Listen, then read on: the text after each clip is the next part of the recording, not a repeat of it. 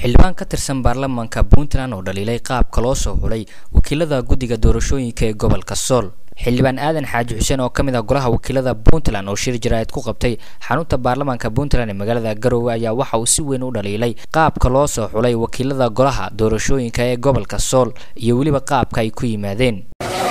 soo xulidii xubnaha heer gobol ee ku aadanaa gobolka Sool waxaa nagu maqaala ama xaqiiqduba ay tahay inuu soo xulay mudanahaas Dubays soo xulidiisina ay noqotay inuu soo xulo isla meeshii ama degmadii isagu ka tirsanaa xubno ah oo ah xubno ka tirsan gobolka Taleex uu soo xulo degmada Laascaanood.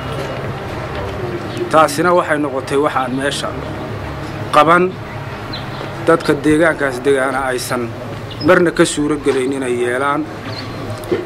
waxa weeye isaga gudoomiyaha gobolka ee heer doorasho, gudoomiyaha degmada ee heer doorasho, saddexduba waxay ka soo jeedaan isku meel ama marka run laga hadlo waxay ka soo jeedaan isku beel bay ka soo wada jeedaan.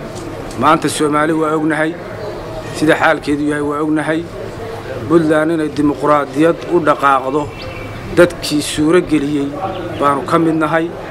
waxaan ku go'naa dimuqraadiyadaasi ilaa heer tuulo ilaa heer degmo inay si xaq ah u dhacdo, doorashadaasina ku timaado baanu ogolnahay.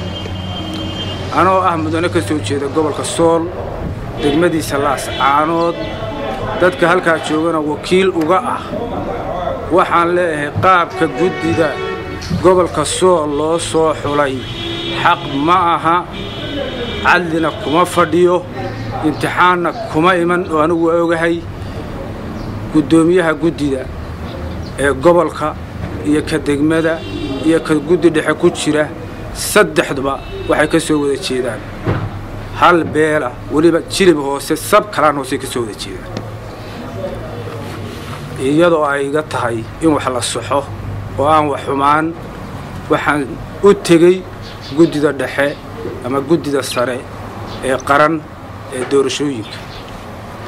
jawaabtii waxay noqotay meesha nin baan u dirnay, ninkii baa wax soo qoray, haddii ninba gobol buu ku aadanaa baa arrintii noqotay. Mahad Cabdi Cali, Somsa TV, Garowe.